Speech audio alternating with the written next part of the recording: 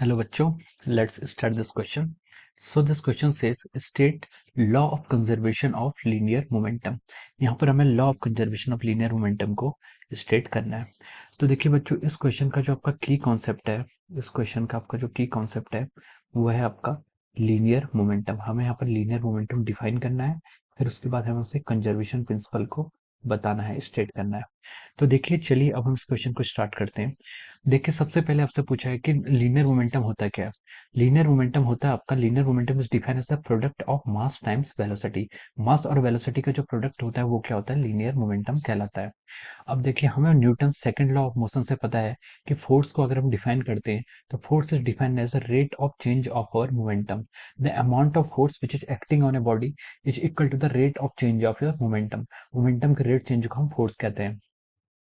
तो conservation of linear momentum ये कहता है कि अगर किसी सिस्टम पर आपका net force acting on any system is equal to the zero, अगर नेट फोर्स किसी सिस्टम पर एक्ट होने वाला जीरो है तो हम कह सकते हैं कि जो उसका मोमेंटम होगा, मोमेंटम क्या हो जाता है आपका, कांस्टेंट हो जाता है या फिर मोमेंटम आपका कंजर्व रहता है। So in any isolated system if the net force acting on it is zero, then the momentum of the system will remains conserve और इट विल रिमेन कांस्टेंट। तो ये आपका क्या है, मोमेंटम कंजर्वेशन का आपका, मोमेंटम कंजर्वेशन की आपकी डेफिनेशंस है।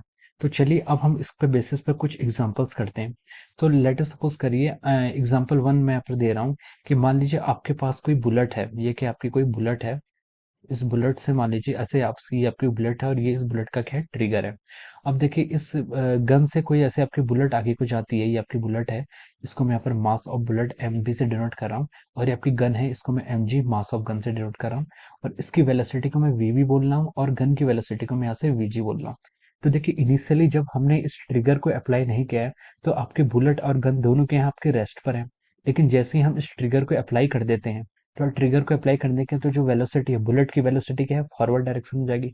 तो बुलेट यहाँ पर इतना ज्यादा मोमेंटम एक्सर्ट करती है कि जो आदमी इस बुलेट के ट्रिगर कर रहा है, इस गन को ट्रिगर कर रहा है, वो एक रिकॉइल फोर्स क्या करता है, वो एक्सपीरियंस करता है from the Newton's third loss of motion. तो वो एक क्या करता है, रिकॉइल फोर्स क्या करेगा, एक्सपीरियंस करेगा। तो हम यहाँ से कह सकते हैं कि जो आपका टोटल मोमेंटम है, इनिशियली आपकी गन भी रेस्ट पर थी, बुलेट भी रेस्ट पर थी, तो टोटल जो आपका मोमेंटम था वो कितना था, जीरो। और फाइनल मोमेंटम के लिए हम देखेंगे कि बुलेट आपके राइट डायरेक्शन में जा रही है तो उसका मोमेंटम होगा मार M V into V B. और momentum of the gun, gun का जो मोमेंटम होगा वो हो जाएगा प्लस एम जी। और जो इसकी वेलोसिटी है गन की वो क्या है, नेगेटिव डायरेक्शन में, तो उसका हम माइनस वी जी लिखेंगे। तो ये आपका इक्वल होगा, जीरो के इक्वल होगा। और यहाँ से हम बोल सकते हैं m v v b is equal to your m g v g. यानी कि इनिशियल मोमेंटम आपका जीरो था, तो अगर बुलेट आपकी राइट डायरेक्शन को जाएगी, अगर बुलेट आपकी राइट डायरेक्शन को जाएगी तो गन को आपकी लेफ्ट डायरेक्शन में जाना ही पड़ेगा, तभी आपका मोमेंटम क्या होगा, कंजर्व होता। और यही हम अपनी रियल लाइफ में भी इसको, इस चीज को हम क्या करते हैं, फील करते हैं। सो this is one example of conservation of linear momentum. अब हम यहाँ पर एक और एग्जांपल से कंजर्वेशन लीनियर मोमेंटम समझते हैं।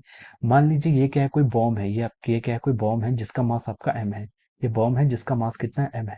अगर ये बॉम्ब आपका क्या है, इनिशियली एट रेस्ट, ये बॉम्ब आपका इनिशियली रेस्ट पर है।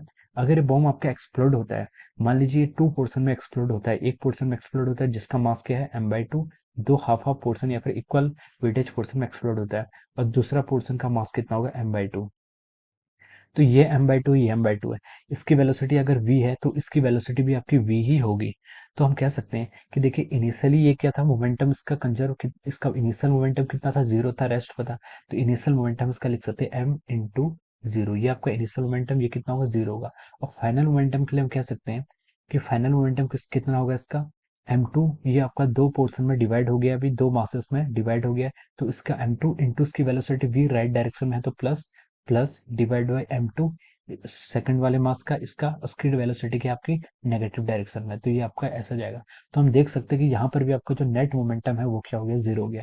तो अगर कोई बॉम्ब क्या होता है आपका, अगर कोई रेस्ट पर है, वो एक्सप्लोड होता है, तो एक पोर्शन अगर आपका राइट डायरेक्शन में जाएगा तो दूसरा पोर्शन लेफ्ट में ही जाएगा, तभी आपका मोमेंटम क्या होगा, कंजर्व होगा। So this is the example of our conservation of linear momentum. So इसकी बेसिक डेफिनेशन है कि if that net force acting on any system is zero, then the momentum will remains conserved, and this is the definition of your conservation of linear momentum. And we gave two examples here. Okay, so I hope you all understood this concept. Thank you so much.